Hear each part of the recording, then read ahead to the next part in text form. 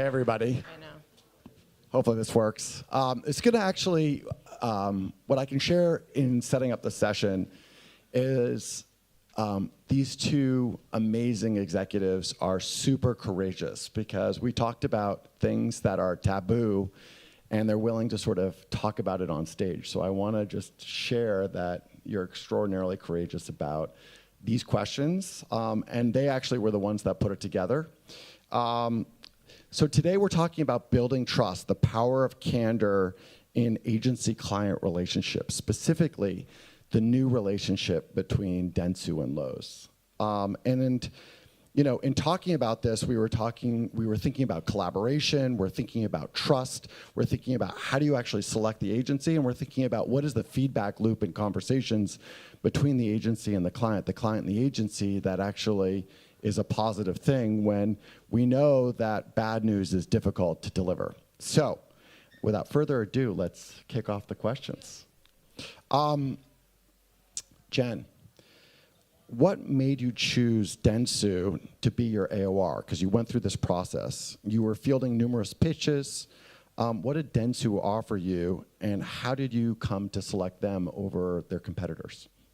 So first of all, good morning. It's nice to see everybody. One of the things that's been that I'm most grateful for, having led the marketing department at Lowe's for the last 2 years, is that I've had people who've come before me. I've been there for 18 years, by the way. So people who've come before me and certainly have had the good fortune of 2 years of leading the team. And while we made some incremental moves against our brand position and our campaign work, Lowe's Knows was a sort of a platform that we had just made some pivots on when I was early in seat leading the department. We knew that, in a duopoly environment, right, when there's, you and another big kind of behemoth as a competitor, that we had to do something different. And so it really became about knowing that we were ready to accept and embrace the fact that we couldn't just move towards status quo if we really wanted to make a difference. So, first and foremost was just realization, a good hard look in the mirror and saying, do we want to just keep doing more of the same, or do we want to push category conventions? And then when you start to think about, well, I'm ready to push, and my team's ready to push, we're at a point in our maturation curve where people are ready to embrace that, then how do you find the partner to do that? And when we started talking to Dentsu, and I won't give all of the examples because some of them we'll get into a little bit later. Our very first meeting, I vividly remember Shawna and the Dentsu creative team saying, you're onto something with your current creative platform. Like, it's not a total throwaway. We just have some real ideas about how we can rethink this together and reframe this together. And immediately I was disarmed because I was in an environment then where a new agency who wanted my business was not just like, throw it all away, it's all terrible. Everything you've been doing for the last 2 years, terrible, throw it away, and we're here to save the day. And so just that disarming approach to have a very candid conversation was one of the very important first steps of an openness that we shared together. That's great. Do you want to take a... Yeah, I mean, the only thing that I would say in addition to that is I think our candid conversation started right away because, like, what I remember from that is I remember saying, I mean, we all sat around and talked about Lowe's Knows. Gosh, that's a great platform to work with. And again, nobody really wants the agency jerks coming in and saying, like, thank God we're here, right? I mean, that's annoying. And they really did have a great platform. But we also had a conversation around how could you think about pivoting that, right? And from the get-go, we weren't sure, gosh, how was that going to land, right? Like, weren't sure if we said, you've got something in this, but we think right now it's just about the stuff. Lowe's knows the stuff. Lowe's knows the product, right? How could you start to differentiate yourself and start thinking about a different way to aim that can really elevate and amplify you from your competitor? Yeah, which goes into, when you think about Lowe's, you face the issues of preference, loyalty, the value proposition, the fact that you're in a duopoly, and Dentsu has to come in and put together an idea on how to tackle that. Obviously, with all of the experience of you being there for as long as you have, you've seen all the efforts in the past, and it has to be fresh, it has to be creative. This is really a question for you, Shawna, is like, how do you go about thinking, how are we going to tackle this differently? What are the approaches? How do we reinforce things like loyalty and value, especially given the branding of the biggest competitor when you come to this? And how do you work with your client to actually sell that in so that she has the confidence that this direction that you're going in is the right direction? Yeah, I mean, I think Jen and team were incredibly clear on what the jobs to be done were. I think for us, getting underneath the idea of differentiation in the duopoly was so critical. We really became students of the brand. We were kind of relentless on what makes them special, what makes them unique. In one instance, their Red Vest associates are such a critical part of their business. And it wasn't just that they were there, it was what they stood for, right? This was a real advantage over the key competitor. And starting to really drill down and think about how that could give them a little bit of an unfair advantage and start to separate out. So we became really relentless on how can you differentiate, but meaningfully, right? Do we want to talk about the side-by-side comparison now? Yeah. We did this side-by-side comparison when we came in and we pitched the business, and it was radical candor. We spent a lot of time and we literally looked at sort of all their communications, and we served it up with love and humor. We sort of did a comparison of, we sort of ticked through. We said, you're going to the same parties, wearing the same outfits, we're having the same conversations, right? And it really was like, and I think it was, we weren't sure. We wore it best, though, just so you know. We wore the outfit best, right? No, you did. You wore it best. But it was in that early, again, that was us sort of underscoring the need to differentiate, right? I think you guys were like, hey, we probably need to do a better job at this. And we're like, because this is how it's showing up. And I think that was the beginning of when we started having real conversations. You were wonderfully receptive to that. We were a little nervous to go there so early on, but I think your receptivity to it was huge and a turning point in that relationship. I'll say, first of all, when Shawna talks about our Red Vest associates, we've actually, when we think about preference, we've got a significant preference gap, particularly among millennials and Gen Zers. Millennials are going to be actually the largest audience of and the biggest household formation by 2025. 1 out of every 5 Gen Zer is going to buy a house by 2026.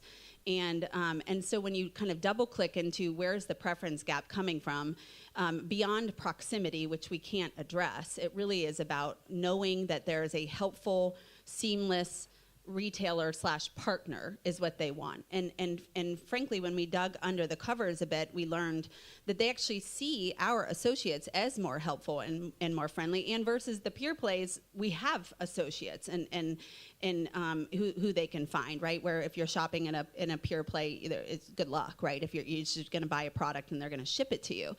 And so one of the conversations that we had was really about how these associates are truly the soul of our brand.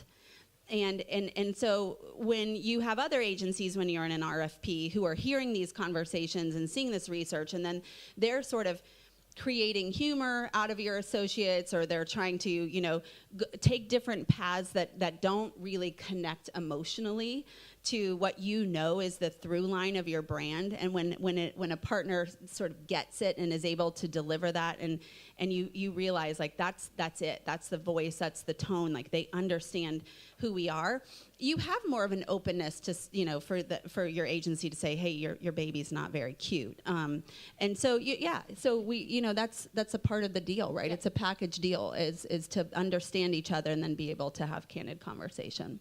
Which I think leads into, when we were talking about it, how do you define what success is? Success for the agency is something that the client needs to buy into. Success at the client is something that the agency needs to actually adopt and agree with and believe that they can actually achieve it. How do you come to that mutual understanding of what success metrics and success looks like, so that you jointly understand exactly what needs to be done to achieve, quote unquote, the umbrella success for the brand? I'll start, because if I zoom out for a second, you have to kind of put yourself into my shoes for a moment when you think about our leadership team, who's, our CEO, who was a significant leader at our primary competitor for many, many years. And so then he comes to Lowe's, and so he has a very sound understanding of home improvement. It's not like he came from Starbucks and just has this fresh perspective of home improvement. He's been around home improvement for many, many years. And he's learning and accepting the reality of our brand versus the duopoly, which is very DIY focused, which, has, more of a homeowner business, right? 75% of our revenue comes from the homeowner. And so goal number one is that when you're working to reposition your brand, it has to feel very authentic, and you have to, gain your CEO and CFO's buy-in, because that's going to be the through line in everything that you do, say, and are about. And it requires then your CEO to also ask his direct reports or her direct reports to live that out in everything that they do. And so Shawna and I talked a lot about that when we landed on our position around, Lowe's knows how to help, and our ambition of being the most helpful brand in home improvement. We needed to make sure that every single direct report, right, every leader of the company understood their role and what it meant to be helpful. And so for the head of operations, what does that mean? If I have credit, what does that mean? That I might lower my, my credit scoring process so that I can help customers who may need a leg up, particularly pros who don't have lines of credit. Like, there are just ways that then you can start to analyze and start to think about truly what helpfulness means. And that was a big, big goal that we set out first and foremost, was leadership buy-in and then leadership ownership of what this position can be, because it can't just be advertising. Otherwise, you're going to fail. That's right. I would say, I love hearing you talk about it like that. We always say, when you know what you believe, you know how to behave, right? And so we really kind of collectively gathered around this idea of being the most helpful brand in home improvement, right? And to your point, then we started having this conversation around living the brand. What does it mean in this space? What does it mean in this space? How do we start to aim this at different activations and really how the company operates? You've done such a wonderful job selling that through.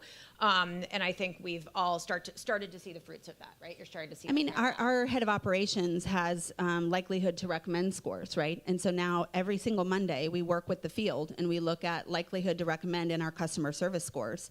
And what does that look like? We have one line that all of our associates, that are trained to ask, how can I help you? So, I mean, we're trying to build that into the DNA of who we are. And the good news is it was really always there to begin with. I mean, that's when you've hit a brand position that's authentic, because it wasn't hard for everybody. They were like, well, this is what we already do. Great. Well, then let's harness that. And reinforce it. Yeah. So, the interesting thing is those things seem to be going well. But, and this is for you, Shawna, we all know that not everything goes well all the time. In fact, there are many things that don't go well, that there needs to be a reboot. It's just hard. And there's no denying that sort of brands have these huge goals that they have to achieve. The CEO comes from the biggest competitor. His job is to get it there, if not, surpass. That's right. That is a huge goal. And candidly, some are really hard to hit. Yeah. And some may even be unrealistic in terms of the time frame that you want to hit it. How do you, Shawna, reset or set what can be done from a creative, from a marketing, from an advertising, from a media perspective that will sort of help drive the outcomes that you're trying to drive? And how do you get Jen to basically sell that in? Because it's not, even though she's the CMO, there needs to be the CFO, the CEO. Yeah. We talked about the head of operations who's like, I understand what we're trying to achieve. How do we actually achieve a goal that is reasonable in the time frame with the budget and the resources that you have, so that everyone can align against success versus, failure reasonably? So super interesting question, and I'll say two things. One, I was just at the 4A's Strategy Fest conference, and the name of the conference was Lingua Franca. And the whole conference was predicated on this idea that agencies and clients do not have a common language, and underscored by, there was recently a Harvard Business Review and Work article that came out that said 72% of marketers do not trust their agencies. That is almost 3/4. I mean, that is a wowing number, and it really makes you take a hard look in the mirror, right? And so I think when you operate from this principle of like trust is to be earned, and how do you do that, right? I think we were keyed in. Jen and her team were very clear about their business challenges, very clear. And I think what we've been able to do, we have this mantra around psychological safety, right? This idea of like, people will throw out their best ideas. You can enroll them in problem solving. They are incredibly vested as long as they feel like it's a safe space. And we didn't ever really talk about the notion of psychological safety per se, but that's like Jen's signature style. And I think she and her team, they bring you in, I think, because we really, I hope, showed that we cared about the business problems, not just the advertising problems. And I think that's a common misperception a lot of agencies get wrong of like, can I do breakthrough work? Can I do brave work? Like, okay, insofar as it grows the business, yes. Insofar as it helps the challenges, yes. But I think you've created such a wonderfully safe space and brought us in. And I hope that that's because we've shown a real level of interest and understanding of your business problems. I mean, I couldn't agree with that more. We have 5 core behaviors at Lowe's, 5 core values, and in those became in the RFP process. And you asked earlier what were some of the benchmarking. We were evaluating our agencies against our core values and behaviors as well, right? So that's really important. And then the second thing that I would say is, in retail, and for those of us who are in retail, we just don't take things personally because there's no time to take things personally. I mean, you are moving at the speed of light, and there is no time for being precious. And so it's just from the jump. Listen, this is how we are. We're going to talk straight. We're going to be candid. We're going to have courageous conversations. And if you take it personally, we're not going to work out. Because I'm like in a creative review, if I'm commenting on creative and I don't like something, I'm not going to say, well, and 30 minutes later, you're not sure or unclear. Well, what did I think of it? It's going to be in the first 2 minutes. I don't like it. Here's why. Here, let's take a look at this, and this. So I think. And I don't know if you guys feel this, but like you grow up in this environment, this advertising environment, and everybody, there's a certain way to comment on creative, and creatives are very sensitive, and right, and I think we just sort of blew by that. Yeah, we blew by all of that, and in retail you have to if you're going to be successful. And I agree. I think everybody's so is there a fear to get feedback? I think the worst fear is getting the feedback that sort of masquerades as nice, like, well, here's what we did like about it. You punctuated everything correctly. I mean, like you have to just be real if the idea is not hitting. And I think like you've been real. And again, when you cultivate that trust, you're like, hey, you didn't hit it. And we're like, okay, what do we need to do? And then we'll start working together to do it. But like, gosh, the amount of wasted time and wasted energy of people trying to be nice and not being really candid. But one more example I'll build off of that, and then we can move on. But when we were going through the RFP process, we had just inked the deal with Messi, and so for those of you who do or don't know, we formed a partnership with Lionel Messi as a way of our sort of entree into soccer. So here's this primary competitor spending a lot of time and money in the MLS space, have sort of us boxed out of ESPN because of that. And as it turns out, a big part of our Hispanic audience that we target, not just on the consumer side, but particularly on the pro, are heavily ingrained into soccer. And so it's been a piece that's been absent from our sort of sports go-to-market strategy for some time. And, when you can either, at that point, you can either kind of go deep or vertical with a player, or you can go horizontal with several teams. Like, what's the strategy in? And when we were inking the deal, Dentsu was like, well, who better, if we want to be the most assistive brand in home improvement, who better than to partner with the most assistive soccer player in the world? And it was the very first discussion that we were having. It was like the first. I was like, did we even ink the deal? Yeah, I mean, it was like right at the time. And I remember thinking, okay, they just got that. They just was like 1 + 1 = 3 in like 40 seconds.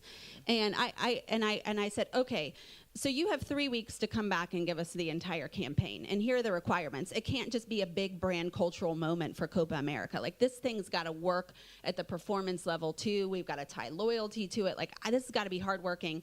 3 weeks that we gave through the pitch, and they nailed it. And in retail, if you can nail it in 3 weeks, there's nothing that you can't do is my feeling. So yeah, I think that was one of our biggest of love successes here. too. I think, a lot of love. There was from the very beginning, when I remember you said to me, you said, hey, if I had to take one thing away, if somebody asked me, what would you want me to remember? I would say, you guys have the right to be the most helpful brand in home improvement. We know that the most assistive brands win, and you have that right.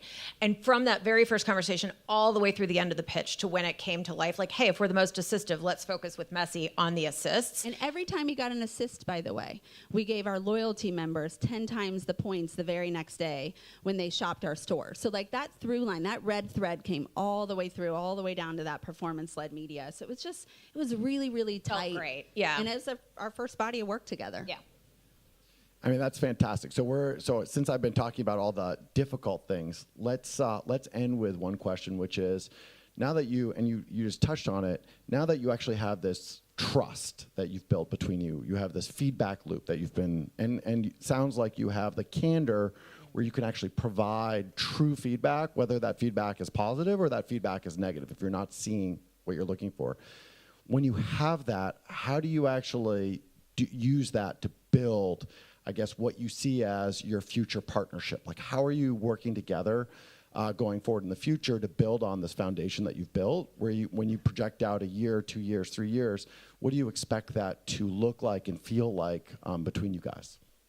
You want to go, or you want me? Yeah, I mean, for me, and I think for anybody who's in a CMO role, your first job to be done outside of business objectives is just to stabilize the transition, right? I mean, making a transition from one agency to another is a heavy lift. Getting that brand, that agency up to speed with your ways of working, with your processes, right? And it's like we have a tremendous amount of work as a big retailer that kind of cranks through the pipeline.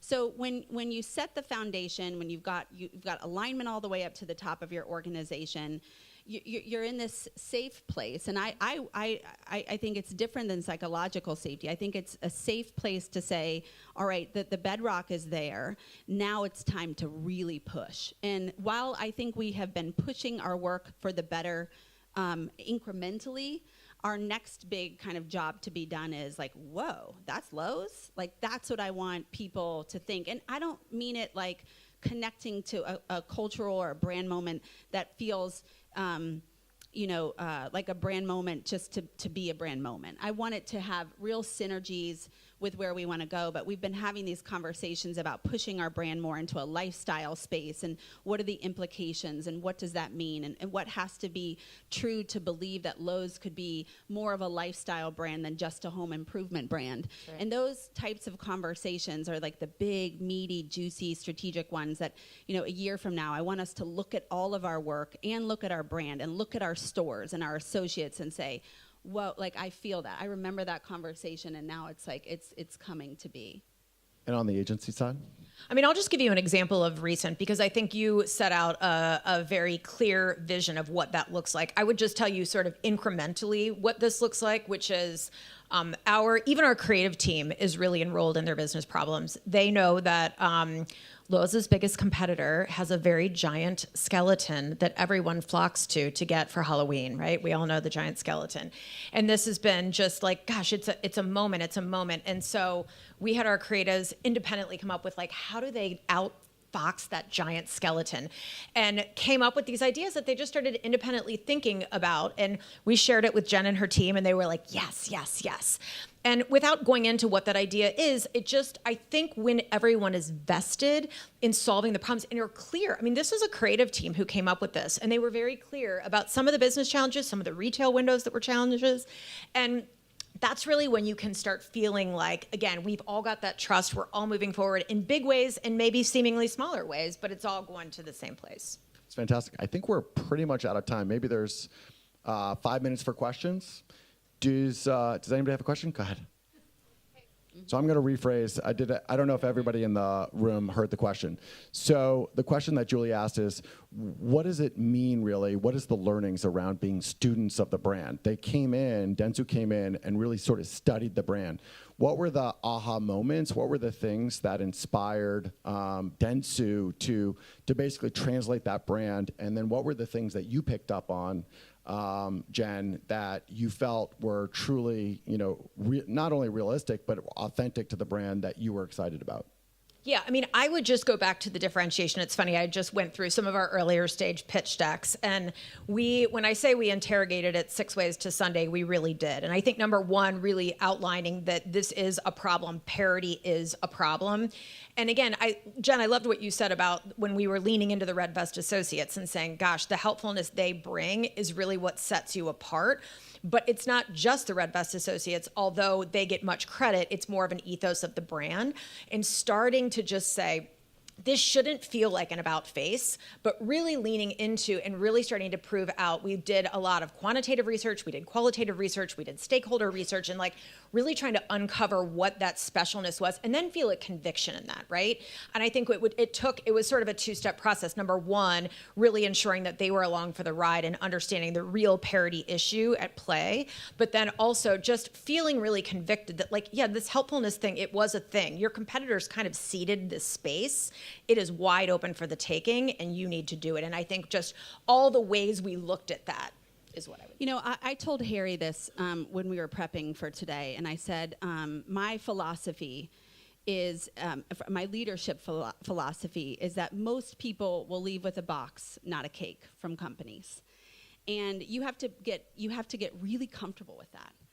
And I think if you can get comfortable with that, my philosophy then is, if it's on strategy, bring it to me. Let's go try it. So long as it's on strategy, let's go try it. And I think sometimes we get so boxed in of well, what will someone think? Or is this too brave? Or, will my CEO think this is crazy? And so there's a balance there, but you've got to take risks. And I think that's where we're at now is we're ready to take risks. Let's go. And, if I walk out with a box, then I walk out with a box. Mm-hmm.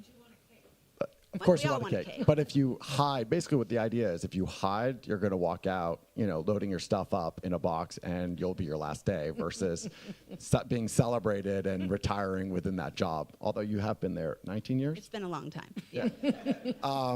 Any other questions? I know we're out of time. Go ahead. So just the question is, going back to 75% of brands do not trust their agencies. What is the core reasons? Why is that? What would be your thesis as to why that's happening? Yeah, I think sometimes the creative industry gets a bad rap, and perhaps a deserved rap of, award-winning and breakthrough and brave and bold, and that's the only things we want to do, and that's our main goal, right? And I think some of the distrust comes from, hey, do you understand our business problems? Yes, if creativity can sit in service of that and solve that, great, but unless or until you really understand our business problems, we're going to keep you at arm's length. I think what Jen has done such a wonderful job of is be the translator, right? How do we get that common language? You're talking to your CFO, you're talking to your CEO, you're presenting the things in a language that they can speak. And I think our sort of ability to understand your business problems helps with that, right? But I do think that's the distrust, is the feeling that there's different agendas. And I'll the last comment I'll make on that, and I do acknowledge that I have a unique perspective, particularly at Lowe's. Over those 18 years, I both spent half of my career in merchandising and half of it in marketing. So having run P&Ls for the better part of 10 years at Lowe's, it also gives me a unique perspective to be able to translate, to be able to help my agency partners understand the sort of business pain points, not just through a marketing lens, but the business lens. And so my advice would be, the more that you can do that, the more that you can connect to the actual business problems and make sure that they are the problems you're solving through the marketing lens, the more successful you'll be. I think we got to leave it there. That's the final words, parting words. Thanks, everybody. Thanks.